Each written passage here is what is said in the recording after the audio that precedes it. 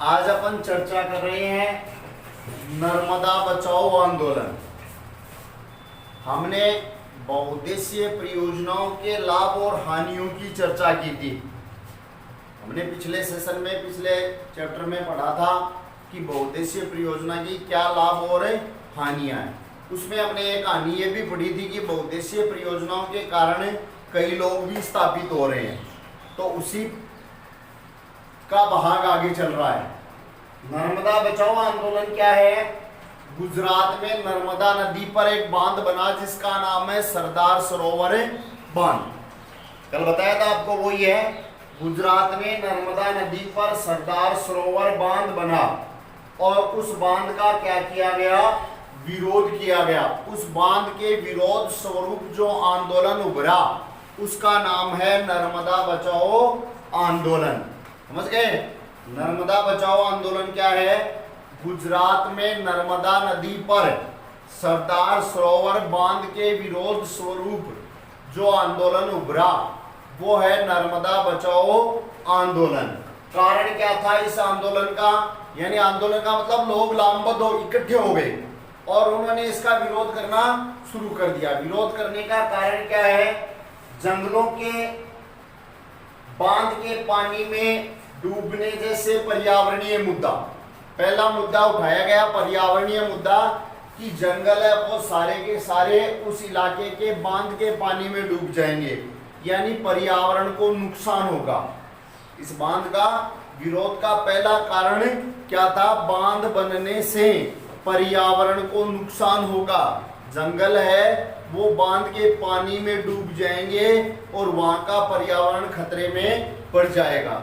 दूसरा मुद्दा क्या था कि इस बांध के कारण स्थानीय समुदाय है उसको बड़े पैमाने का मतलब काफी ज्यादा संख्या में विस्थापन होना पड़ेगा।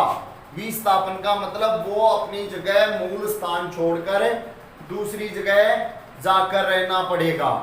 इससे क्या होगा? स्थानीय लोगों का, ये नाम गलत लिखा गया है, जमीन है, स्थानीय लोगों को जमीन, आजीविका व संसाधनों को छोड़ने पर मजबूर होना पड़ा।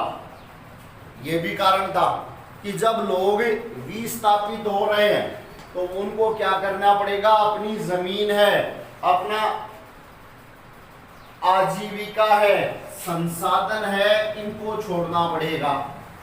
इस बांध बनाने का लक्ष्य क्या था?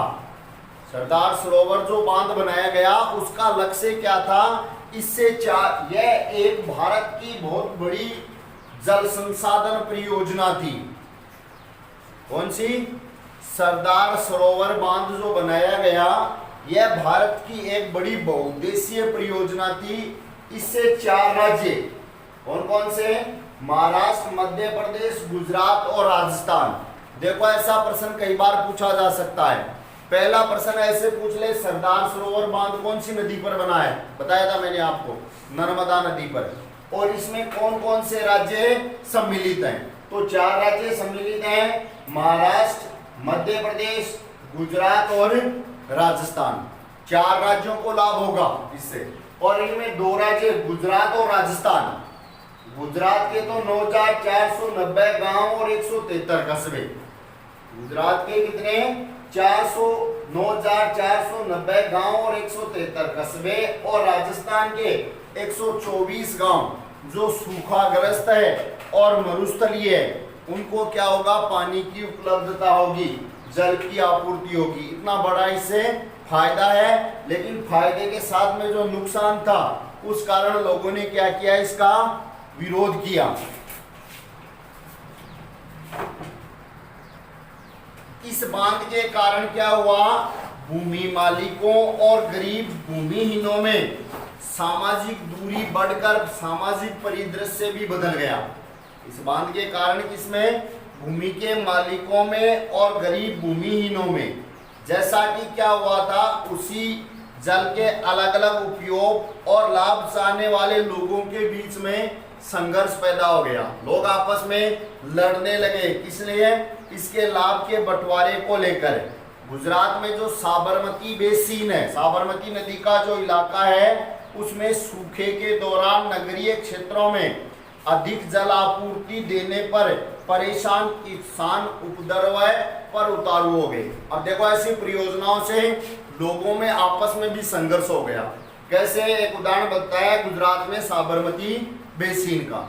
अब साबरमती बेसिन में क्या हुआ, सूखे के दौरान, जब सूखा मौसम आता है उस दौरान साबरमती का पानी कहाँ दिया जाने लगा, नगरीय क्षेत्रों में दिया जाने लगा जल की आपूर्ति के लिए। अब जब नगरीय क्षेत्र में जल की आपूर्ति के लिए पानी दिया जाने लगा तो किसान है उनको पानी की कमी हो गई। भाई, जब मौसम अनुकूल रहता है, सूखा नहीं रहता है, तब किसानों के काम में आता है पानी, और सूखे के मौसम में लोगों के पीने के पानी की भी कमी हो जाती है। तो नगरों में क्या किया जाने लगा, साबरमती का पानी है वो पीने के काम में, पीने के लिए नगरों में उसका बंटवारा हो गया। अब जब नगरों में बंटवारा हो गया तो किसानों के पास क्या हो गई, उस पानी की कमी हो गई, तो किसान उपद्रव पर उतारू हो गए। इसी प्रकार क्या हुआ, बहुउद्देशीय परियोजनाओं के लागत और बंटवारे को लेकर राज्य भी आपस में लड़ने लगे। लागत और लाभ के बंटवारे को लेकर, लागत का मतलब खर्चा, भाई बहुत। अब जैसे मैंने बताया इसमें 4 राज्य है, इसमें 4 राज्य है। अब इस पर लागत खूब आएगी तो लागत भी राज्यों को अपने अपने हिसाब से देनी पड़ेगी, और लागत और बाद में इसके लाभ का बंटवारा भी उसी प्रकार किया जाएगा। तो लागत और लाभ के बंटवारे को लेकर भी क्या हुआ, राज्य आपस में लड़ने लगे। राज्यों के मध्य भी क्या हो गया, बहुउद्देशीय परियोजनाओं के कारण विवाद शुरू हो गया। जैसा कि कृष्णा गोदावरी विवाद है, जैसा कि हम जानते हैं कृष्णा और गोदावरी 2 नदियां हैं। कृष्णा और गोदावरी क्या है, 2 नदियां हैं, उनके पानी के बंटवारे को लेकर भी विवाद हो रहा है। कृष्णा और गोदावरी विवाद है, उसकी शुरुआत महाराष्ट्र सरकार द्वारा कोयना पर जल विद्युत परियोजना के लिए बांध बनाकर जल की दिशा परिवर्तन कर कर्नाटक और आंध्र प्रदेश सरकारों द्वारा आपत्ति बताए जाने से हुई। कृष्णा गोदावरी नदी है 3 राज्यों के मध्य विवाद का कारण। 3 राज्य कौन से? महाराष्ट्र, आंध्र प्रदेश और कर्नाटक। कृष्णा गोदावरी नदी पर कोयना बांध बनाया गया, कोयना जल विद्युत परियोजना के लिए बांध बनाया गया, और उसके बांध से क्या हुआ, जल की दिशा परिवर्तित हो गई, और जल की दिशा परिवर्तित होने पर इन राज्यों के मध्य विवाद हो गया। इन राज्यों में पड़ने वाले नदी के निचले हिस्सों में जल प्रवाह कम हो गया और कृषि और उद्योगों पर विपरीत असर पड़ने लगा। अब लड़ाई क्यों हुई? प्रश्न पूछ ले, कृष्णा गोदावरी विवाद है वो किन किन राज्यों के मध्य है? तो कृष्णा गोदावरी विवाद महाराष्ट्र, आंध्र प्रदेश और कर्नाटक राज्यों के मध्य है। यानी पानी को लेकर राज्यों में लड़ाई शुरू हो गई। जैसा कि हम भाई युद्ध होते हैं जमीन को लेकर या पैसे को लेकर, साम्राज्य को लेकर युद्ध किए जाते हैं, यहाँ पर लड़ाई किसके लिए हो गई? जल के लिए। जल के लिए लड़ाई कृष्णा गोदावरी विवाद है वो 3 राज्य कौन कौन से हैं? महाराष्ट्र, आंध्र प्रदेश और गुजरात। क्यों हुआ? कि कोयना नदी पर बांध बनाया गया और उस बांध से जल की दिशा बदल गई, जिस कारण कर्नाटक और आंध्र प्रदेश सरकार ने आपत्ति जताई। क्यों? कि पहले क्या होता था, बांध नहीं बनाने से पहले वो पानी है निचले इलाकों में जाता था और वहां पर क्या होता था, कृषि और उद्योगों के काम में आता था। बांध बनाने के कारण क्या हुआ, कोयना बांध बनाने के कारण क्या हुआ, वो पानी निचले इलाकों में जाना कम हो गया, और निचले इलाके हैं उनके लिए जल और उनके लिए खेती और उद्योग है, उनमें उस पानी की कमी आ गई। तो इस कारण इन तीनों राज्यों के मध्य कृष्णा गोदावरी विवाद शुरू हो गया। जल परियोजनाओं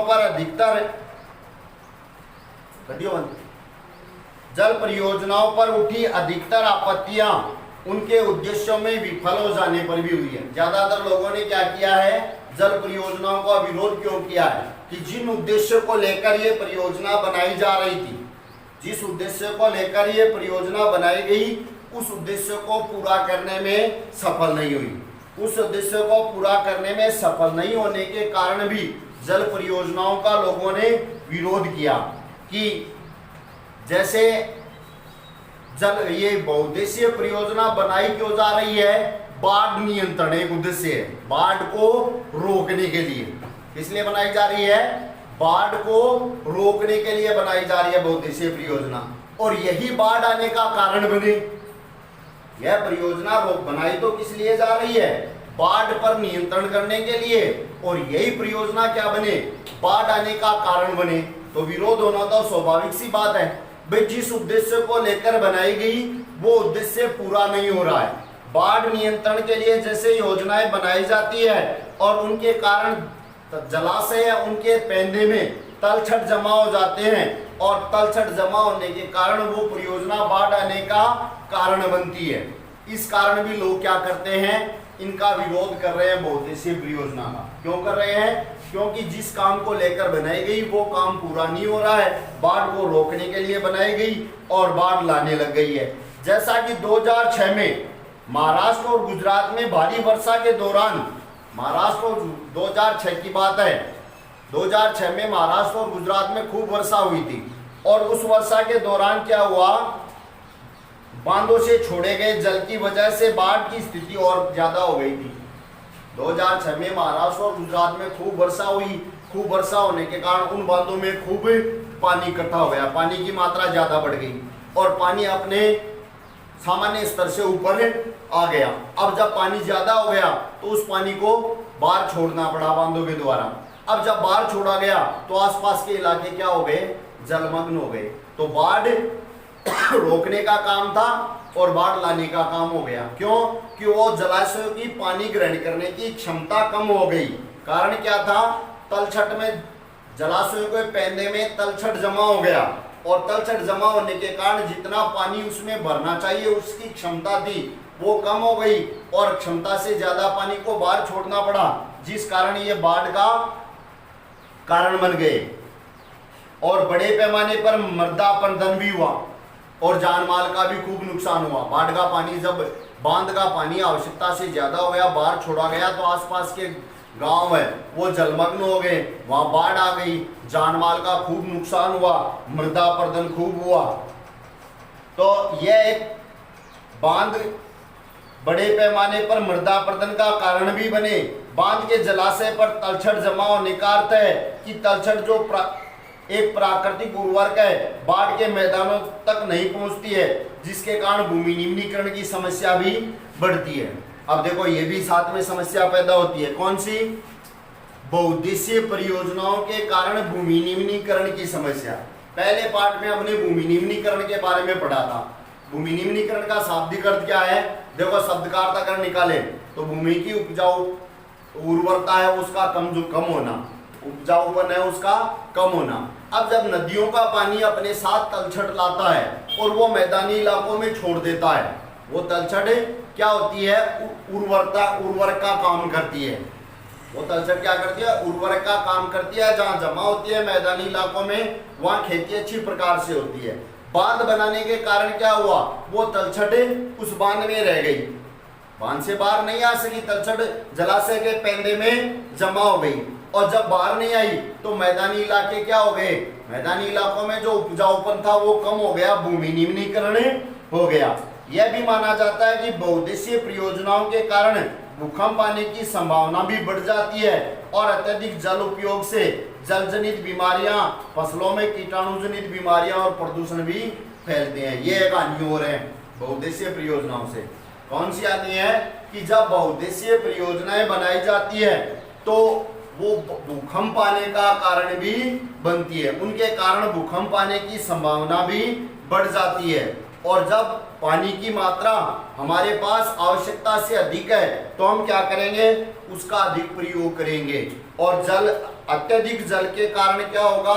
जल जनित बीमारियां भी पैदा हो जाएगी। सीधा सा उदाहरण है, जैसे मौसम चल रहा है बरसात का और हमने फसल बो दी, हमने फसल बोई है, हमारे खेतों में फसल है, वो पकड़े मौसम के अनुसार सही है भाई, आवश्यकता के अनुसार बरसात हो रही है तो, और यही बरसात खूब होती रहे, बहुत ज्यादा बरसात होगी तो फसल तैयार होगी, अच्छी फसल तैयार नहीं होगी। क्यों? कि पानी की मात्रा आवश्यकता से ज्यादा हो जाएगी। यानी एक तो जलाभाव के कारण होता है, एक तो जल की कमी के कारण होता है, एक जल आवश्यकता से ज्यादा होने के कारण। तो जब बांध बनाया गया और बांधों में पानी की मात्रा अधिक इकट्ठी हो गई तो अत्यधिक जल के उपयोग से जल जनित बीमारियां हो गई, फसलों में कीटाणु लगने लगे और बीमारियां और प्रदूषण भी फैलने लगे। आगे है वर्षा जल संग्रहण।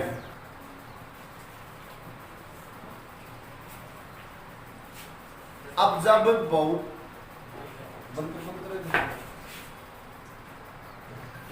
जब बहुउद्देशीय परियोजनाओं का बड़े पैमाने पर विरोध होने लगा, बहुत से लोगों ने क्या माना कि बहुउद्देशीय परियोजनाएं हैं वो अलाभप्रद है, लाभ देने वाली नहीं है, और उन पर उठे विवादों के चलते कोई दूसरा ऑप्शन अपनाया जाए। भाई पानी का उपयोग करने के लिए जो बहुउद्देशीय परियोजनाएं बनाई गई वो अलाभप्रद सिद्ध हुई और लोगों ने क्या किया, उनका बड़े पैमाने पर विरोध किया कि ये काम की नहीं है, इनसे हमें कोई फायदा होने की बजाय क्या हो रहा है, नुकसान हो रहा है। तो दूसरा तरीका, पानी को सही तरीके से या विवेकपूर्ण तरीके से उपयोग में लेने के लिए क्या किया जाए, कोई ऐसा एक दूसरा तरीका अपनाया जाए जिसका नाम है वर्षा जल संग्रहण। यानी बरसात के समय जो पानी इकट्ठा होता है, पानी धरातल पर आता है, उस पानी को इकट्ठा करने के लिए जो विधि अपनाई जाती है वो क्या कहलाता है, वर्षा जल संग्रहण कहलाता है। समझ रहे हैं ना, वर्षा जल संग्रहण किसे कहते हैं? बरसात के दिनों में, वर्षा के द्वारा प्राप्त होने वाले जल को इकट्ठा करने के लिए जो भी विधियां अपनाई जाती है, जो भी तंत्र विकसित किया जाता है, वो वर्षा जल संग्रहण कहलाता है। अब भारत के अलग अलग हिस्सों में वर्षा जल को इकट्ठा करने का अलग अलग तरीका अपनाया गया। जैसे पहाड़ी और पर्वतीय इलाके हैं, पहाड़ों और पर्वतों में जो तरीका अपनाया गया वर्षा जल इकट्ठा करने के लिए, उसे नाम दिया गया गुल अथवा कुल वाहिकाएं। और ये गुल और कुल वाहिकाएं क्या करती है, नदी की धारा का रास्ता बदलकर खेतों में सिंचाई के लिए बनाई जाती है। कहाँ की बात है? पश्चिमी हिमालय क्षेत्र की बात है। यानी वो इलाके जहां पर पहाड़ और पर्वत हैं, उन इलाकों में वर्षा के पानी को काम में लेने के लिए जो विधि अपनाई उसका नाम है गुल अथवा कुलवाहिकाएं। और ये गुल और कुलवाहिकाएं क्या होती है, नदी की धारा है, उसका रास्ता बदलकर उसको कहां, खेतों में सिंचाई के लिए काम में लिया जाए, वो कहलाती है गुल और कुलवाहिकाएं। दूसरा तरीका है पश्चिमी भारत और विशेषकर कौन सा, राजस्थान। पश्चिमी भारत विशेषकर राजस्थान में क्या किया गया, वर्षा के पानी को इकट्ठा करने का जो तरीका अपनाया गया वो है छत वर्षा जल संग्रहण। घरों की छतों में जो पानी आता है वर्षा के दिनों में, उसको इकट्ठा करने के लिए जो तरीका अपनाया, और इसके आगे विस्तार से आएगा इसी का वर्णन कि कौन कौन सा तरीका अपनाया गया, कैसे बनाए जाते थे टांके वगैरह, इनका सबका नाम आएगा। तो राजस्थान में क्या किया गया, छत वर्षा जल संग्रहण विधि अपनाई गई। पश्चिमी बंगाल में कौन सी विधि अपनाई गई, बाढ़ के मैदानों में खेतों में सिंचाई के लिए बाढ़ जलवाहिकाएं बनाई गई। पश्चिम बंगाल कैसा इलाका है, वहां पर बाढ़ आती है। भाई देखो इलाके के आधार पर, राजस्थान कैसा इलाका, शुष्क इलाका है, तो राजस्थान में क्या गया, छत वर्षा जल संग्रहण अपनाया गया। और पहाड़ी और पर्वतीय इलाके वहां पर नदियां खूब रहती है, तो नदियों के पानी को काम में लेने के लिए गुल और कुलवाहिकाएं बनाई गई। उनका नदियों का रास्ता बदल दिया गया और वो कहां जाने लगी, खेतों में सिंचाई की जाने लगी। पश्चिमी बंगाल है, वो कैसा इलाका है, बाढ़ वाला इलाका है, तो वहां के बाढ़ के मैदानों में क्या की जाने लगी, खेतों में सिंचाई के लिए बाढ़ वाहिका जलवाहिकाएं बनाई गई। बाढ़ के पानी है उसकी धारा बदलकर खेतों में सिंचाई के लिए उपयोग की जाने लगी। शुष्क और अर्ध शुष्क क्षेत्र है, ऐसे इलाके जहां पर वर्षा या तो कम होती है या बहुत कम होती है। शुष्क और अर्ध शुष्क का मतलब या तो वर्षा बिल्कुल ही कम होती है या थोड़ी बहुत होती है, नहीं या तो न के बराबर या थोड़ी बहुत। तो वहां पर क्या किया गया, खेतों में गड्ढे बनाए जाने लगे, खेतों में बनाए गए गड्ढे। और राजस्थान का जैसलमेर जो इलाका है वहां पर इसी प्रकार कौन सा, वर्षा के पानी को काम में लेने के लिए जो तरीका अपनाया जाता है उसे कहते हैं खादीन। ऐसा प्रश्न पूछ सकते हैं खादीन क्या है, तो खादीन है पश्चिमी राजस्थान के जैसलमेर जिले में वर्षा के पानी को इकट्ठा करने के लिए जो विधि अपनाई गई है वो कहलाती है खादीन। और अन्य इलाके जोड़, जोड़ कौन से इलाकों में प्रसिद्ध है, शेखावाटी क्षेत्र में। अपना जो इलाका है शेखावाटी, वहां पर क्या होते हैं, प्रत्येक गांव में, ग्रामीण इलाकों में क्या किया जाता है, मिट्टी के, कच्ची मिट्टी के अस्थायी गड्ढे खोद दिए जाते हैं। और उन गड्ढों में क्या होता है, वर्षा का पानी इकट्ठा रहता है। और वो वर्षा का पानी क्या करता है, पूरे साल भर पशुओं के लिए, मनुष्यों के लिए और खेतों में सिंचाई के लिए काम में आता है। जो गड्ढा खोदकर जो पानी संग्रहण या जल संग्रहण तरीका अपनाया जाता है उसको पश्चिमी राजस्थान में क्या कहते हैं, जोहड़ कहते हैं। छत वर्षा जल संग्रहण का राजस्थान में एक उदाहरण है, या एक छत वर्षा जल संग्रहण का राजस्थान में सबसे अच्छा उदाहरण है टांका। टांका एक परंपरागत जल संग्रहण की विधि है।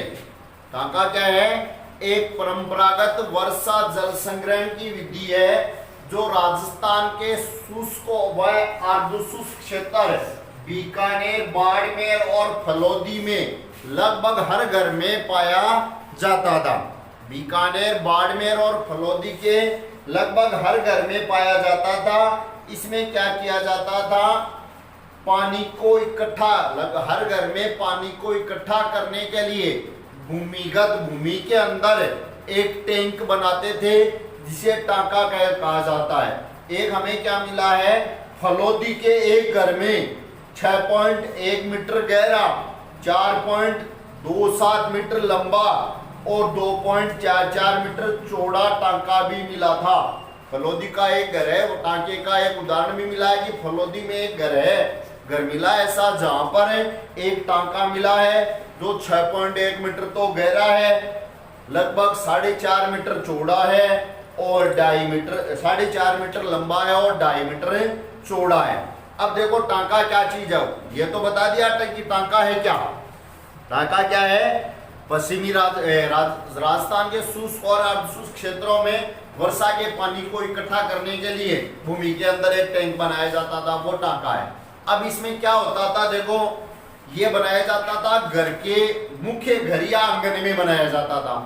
और क्या होता था, घर की जो ढलवा छतें होती है, राजस्थान में घरों की छतें ढलवा बनाई जाती है, इसीलिए बनाई जाती है। यह भी बात मुख्य है कि राजस्थान में घरों की छतें ढलवा क्यों होती है, चपटी क्यों होती है, इसीलिए बनाई जाती है कि बरसात का पानी आसानी से ढलकर नीचे आ जाए।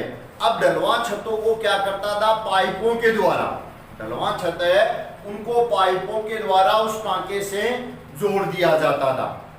घर की छत है उसको क्या करते थे, पाइप बिछाकर छतों में, और जैसे अपन नालों के लिए पाइप लगाते हैं तो वो पाइप कहाँ जाते थे, सीधे उस टांके में जाते थे।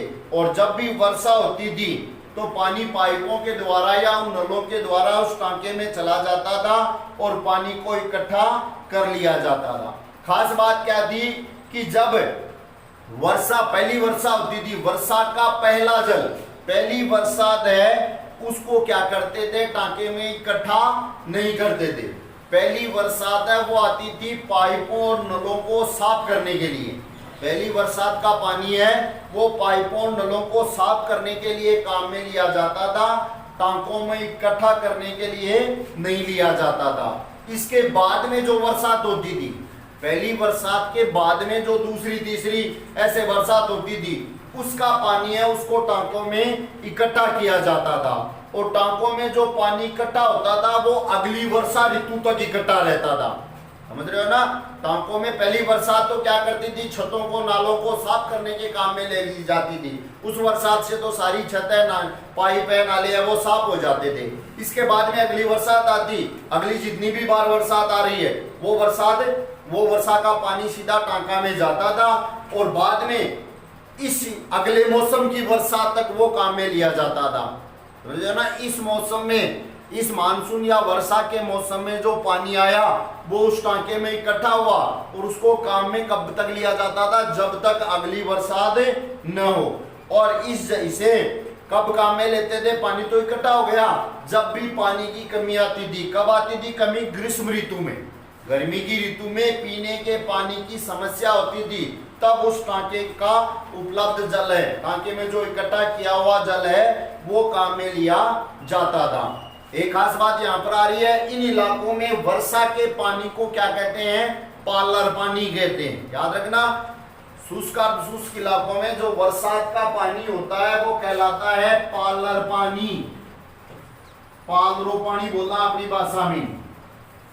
बरसात के पानी को पालर पानी कहा जाता है और वो पालर पानी कहाँ होता था? इन टांकों में इकट्ठा होता था और टांकों में अगली मौसम तक काम में आता था।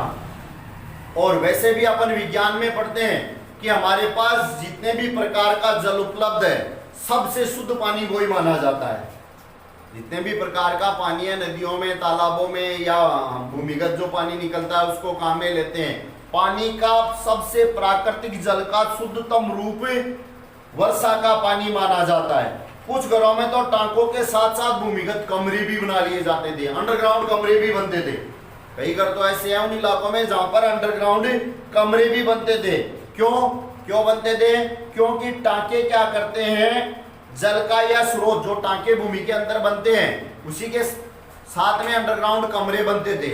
वो कमरे क्यों बनते थे? क्योंकि वो टांके क्या करते हैं, इन कमरों को ठंडा रखते हैं ताकि गर्मी की ऋतु में गर्मी से राहत मिलती रहे। प्रश्न ऐसे पूछ ले कि राजस्थान के कई इलाकों में भूमिगत कमरे, पश्चिमी राजस्थान शुष्क अर्ध शुष्क इलाकों में भूमिगत कमरे क्यों बनाए जाते हैं? क्यों बनाए जाते हैं? क्योंकि उन इलाकों में टांके रहते हैं और वो टांके क्या करते हैं, उन भूमिगत कमरों को ठंडा रखते हैं, जिसमें जब गर्मी अत्यधिक पड़ती है, राजस्थान में गर्मी खूब रहती है और शुष्क अर्ध शुष्क में वैसे ही खूब रहती है, तो उन इलाकों में गर्मी के दिनों में वो टांके उन कमरों को ठंडा रखे और गर्मी से राहत मिलती रहे।